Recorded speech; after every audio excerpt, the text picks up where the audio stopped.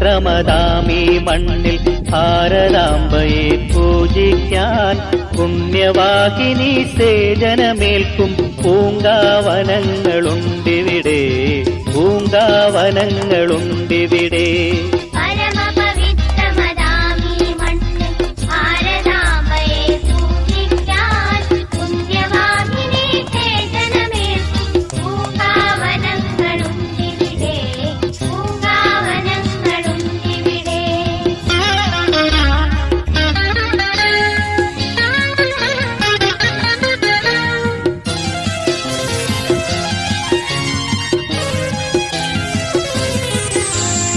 ഇലയും ഇതളും പൂവും മൊട്ടും ഇരുത്തെടുത്തർപ്പിച്ചിടാൻ,